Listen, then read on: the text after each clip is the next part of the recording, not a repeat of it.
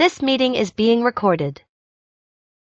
All right. Well, as we continue our new series on the architecture of reality, we're talking about uh, the concept from ancient Greek philosophy, know thyself, and the way that know thyself in the ancient world meant find your place in society or understand your place in society and embrace it, and then you'll find satisfaction in being who you were meant to be.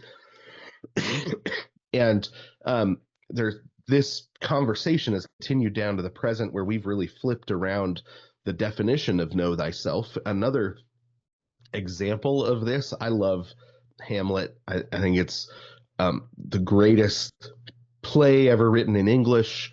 I maybe the greatest single work of literature in English. I mean, it's hard to judge it over against Paradise Lost, or you know to to judge it over against Beowulf or some of the other truly fundamentally great works of literature, Chaucer. But I love Hamlet, and one of the phrases in there that we continue to use is "to thine own self be true," and it's interesting the way we use it versus the way it's used in the play, because I think it's another example of the way that we have flipped around the idea of selfhood, um, because the person who says it in the play, Polonius, is an untrustworthy character. He's guiding his son Laertes, and he says, "To thine own self be true." And he's guiding his son Laertes, and he's untrustworthy, not necessarily because he gives bad advice, but he gives advice that he's not following. It's in the first act, it's in the third scene, and it's a great scene where Laertes is giving his son advice and giving his daughter advice, and you can tell he's kind of a goofy character. He's not but he's giving pretty fundamentally sound advice, and to thine own self be true. What it means in the context is always tell the truth to yourself. Don't uh, don't give yourself don't lie to yourself about who you are, about the kind of world it is, but live according to the truth. Be honest with yourself about who you are.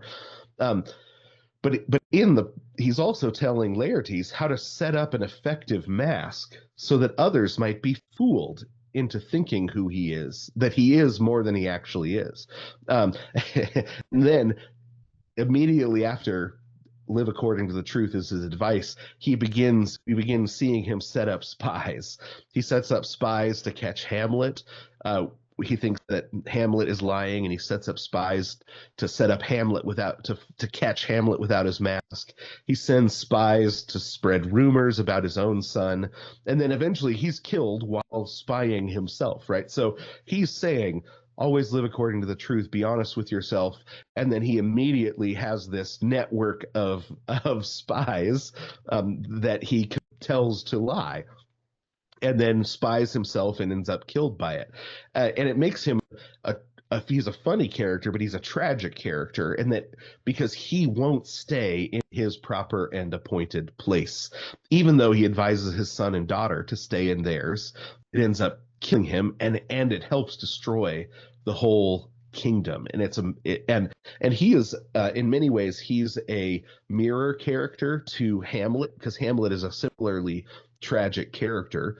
Once he knows that his father has been murdered, he plans to kill his uncle and correct his mother. He plans to go talk to his mother, um, and he doesn't want to become like Nero, who killed his mother, but he wants to convince her to not lose her nature, to return to her proper place.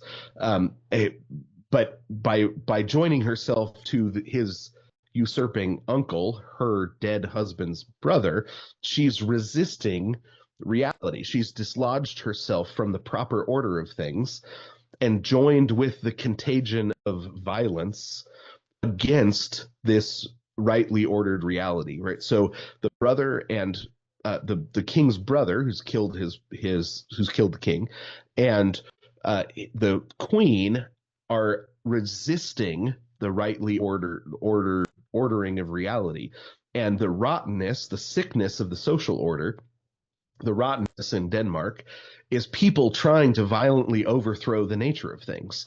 And that's the first lie that everyone is telling themselves in the play, right? We can overthrow the order of things. But the problem is the ground has been so filled with unjust blood that it has thrown up the ghost of the king.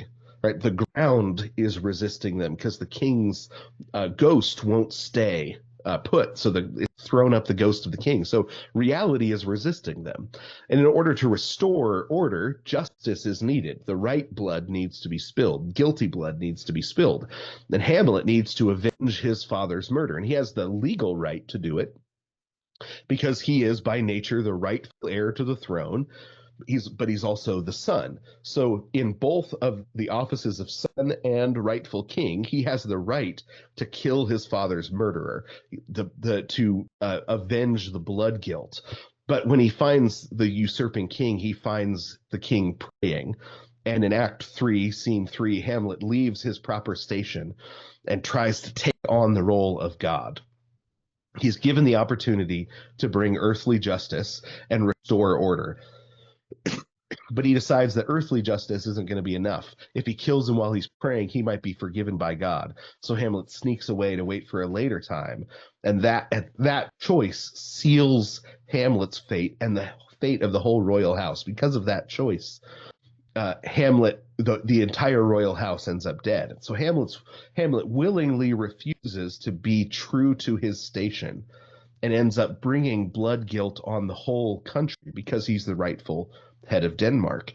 His choice of revenge over rightful vengeance brings blood guilt on the whole country, and so the whole royal family is destroyed, and the kingdom is handed to Fortinbras. Right. So you've got this amazingly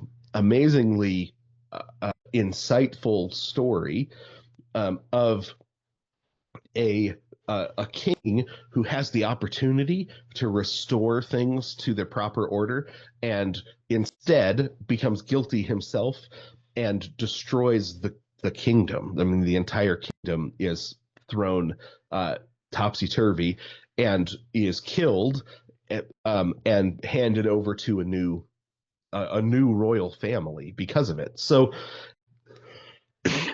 the advice, to thine own self be true, would have been good advice if Hamlet would have taken it, if Laertes would have taken it, even if Polonius would have taken it. To thine own self be true, if they took it to mean understand who you are, your place, your responsibilities, embrace them, and do what's right, because that's what being true to yourself actually means in Shakespeare's understanding of the world. Because they don't, the world, the reality, the world, the kingdom, the ground itself resists the royal family, and they all end up dead because of it. And then Shakespeare has Hamlet put up on display, his body put up on display, so that everyone will learn that they should have been true to themselves, true to reality, resisted reality, and thought in terms or fought to restore things to the way they ought to be, instead of destroying the whole world. Now, when we hear "to thine own self be true" now, we think that means be true to yourself and don't let anyone put limitations or tell you who you're supposed to be. Don't let society tell you who you're supposed to be. It's another example of the same way that Plato talking about know thyself means something different than what we hear.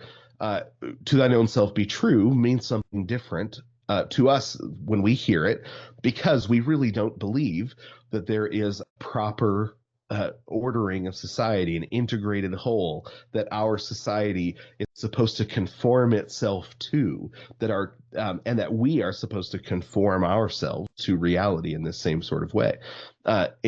So I think it's just another example of how our dislodgement, the dislodgement of our selfhood from an integrated whole of reality affects the way that we hear and read things. But I do think that things like Hamlet, when seen regularly, thought about deeply, and seen for the tragedy that it is, can help us restore a true understanding of reality.